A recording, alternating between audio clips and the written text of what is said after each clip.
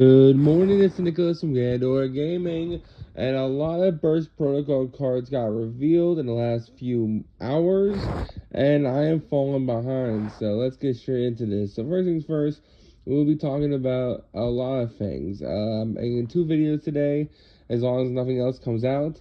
The first video is going to go over the brand new Assault Mode cards, and also the new Wake Up Cupsy, which is the video you're watching right now. And the second video will be coming out later. We'll be going after the brand new Free Your Note with the Evernote cards, which will be the next video.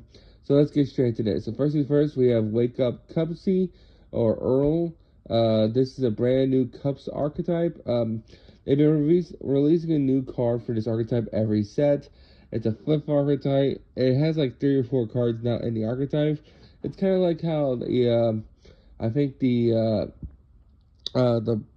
synchro basketball archetype works. If you don't know, there's like these fairies and they're like playing a sport, and they kind of did the same shit where they kept releasing one new card every set. Well, this is the same thing, so let's get straight into this. So it's Wake Up Cussy, level 7, win Aqua, flip effect monster, 2700 attack, 400 defense. You can only use the first, second, and third effect in his card name once per turn. If this card's in your hand, discard one other flip monster. If you do, spell summon this card in attack position or face down defense position. Second effect, flipped. You can send face-up cards your opponent controls up to the number of face-up flip monsters you control.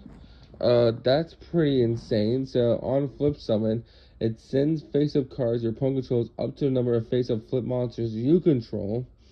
And a third effect is at 30 phase. You can target one flip monster in your graveyard, spell summon it face down defense position. This card is insane with the brand new flip archetype. That being, of course, coming out in the next new set. That being the pendulum archetype that I am forgetting what it's called. What's the flip archetype called? Da da da da da da da da. It's the machine archetype. You all know what I'm talking about. It's coming out in the next set. It has to do with flipping up pendulums, and the pendulums all have the ability to send themselves onto the field. It's a really strong archetype. This just seems like really good support for that. So, overall, really cool. Like it. It seems pretty good. Let's see if flip monsters are good again. We might have to see. Now we have a brand new Assault Mode card. So let's talk about these. I believe there's like 7 new cards for this. So, 1, 2, 3, 4, 5. It looks like there's 5 new cards for this.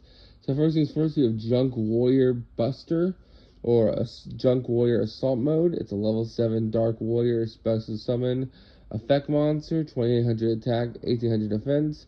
Can't be normal summon / set. Must be special summon with Assault Mode activated. It gains 1000 attack for each Assault Mode monster you control. If this card bows a monster, any bow damage inflicted to your opponent is doubled. It's unaffected by your opponent's activated monster effects. If this card is destroyed, you can target one Junk Warrior in your graveyard, return the extra deck, then spell summon it. This is treated as a synchro summon, so that's pretty interesting. It's like a little pseudo towers that's unaffected by your opponent's card effects. 2800 attack, but it gains 1000 power for each Assault Mode card you control. So it actually becomes pretty big. Also does piercing damage, which is also really nice. Oh, it doesn't do piercing. It inflicts battle damage doubled. So that's pretty interesting. Overall, it's a really cool card. Next, we have Crimson Blader Assault Mode. It's a level 10 warrior spell summon effect monster, 3300 attack, 3100 defense. Can't be normal summon / set. Must be spell summon with Assault Mode activated. You know, use each effect of this card's name once a turn. Reveal this card to hand to add when Assault Mode activate, or one card that mentions it from deck to hand. If it shuffle your deck, your opponent can't activate the effects of level 5 or higher monster spell summon from the extra deck. And this card is destroyed, spell summon one Crimson Blader from your graveyard. So I'm guessing the second effect is that while it's on field, your opponent can't activate the effects of level 5 or higher monsters, which is pretty powerful. So if you don't know, Crimson Blader is a monster, synchro level 8, that says if it inflicts damage to your opponent, I think it locks them out of level 5 or higher synchros, or level 5 or higher monsters. This does the same thing, but it's just a continuous effect that while on field, your opponent can't activate the effects of level 5 or higher spells, summon effect monsters, which is actually pretty powerful. Next, we have a new level 4. This is Assault Lich. It's a level 4 dark zombie tuner effect monster. 1500 attack, 0 defense. You can use the first and third effect discarding once a turn. It discards normal or spell summon. You can spell summon one monster that mentions Assault Mode activates, or one level 4 or lower zombie monster from your graveyard. If this card would be used as secret material, you can treat it as a non-tuner. I should mention that this is a level 4 tuner.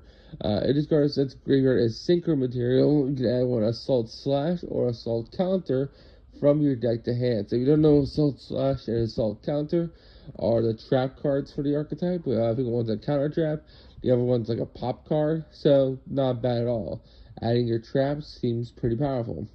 And then finally, for the last main deck, last monster in general, we have Nightwing Priestess. Is a level 8 wind spellcaster synchro monster. 2500 attack, 2500 defense. 1 tuner plus non-1 tuner monsters. It's generic. You know, use the first and second event discard name once a turn. A discard spell summon. Set one Assault Mode activate from your hand, deck, or graveyard. It can be activated this turn. Interesting. You discard one card, add it to your hand, or spell summon one monster from your deck that mentions Assault Mode activated. Also, you can't spell summon the rest of the turn except synchros. Ooh, shit. All this shit is generic. Besides this synchro lock, you could probably play this with punks. Not bad. And then finally, for the last card we have is a new field spell. This is Dual Evolution Assault Zone. It's a field spell card. You can only activate the first effect of this card name once per turn, and the third effect of this card name once per turn. When this card resolves, add one monster from deck or graveyard to your hand that mentions Assault Mode activate. So it adds any Assault Mode card, which is really nice because it adds your level 1 Psychic Blocker, whatever his name is, which is like the full Assault Mode combo. The second effect is Assault Mode monsters can't be destroyed by battle or opponent's card effects while they are special summoned. That's pretty insane. And then the third effect is you can pay 2,000 life points. Once per turn, activate one Assault Mode activate by tributing a synchro monster in the extra deck. Interesting. So this allows you to activate Assault Mode by tributing synchros from extra deck. So this is a free Assault Stardust. That's kind of insane. This card is basically saying, hey, as long as you have Stardust in your extra deck, you can pay 2,000 life points, tribute the Stardust from the extra deck, then summon out the Stardust Assault Dragon from the main deck using Assault Mode activate that you can get off this card because you can activate Assault Mode activated turn it's summoned because of the brand new Synchro monster. This is actually really solid support, and I can't wait to see where it goes from here. Anyway, I hope you guys enjoyed this video. Like and subscribe. See you in the next one, and bye-bye.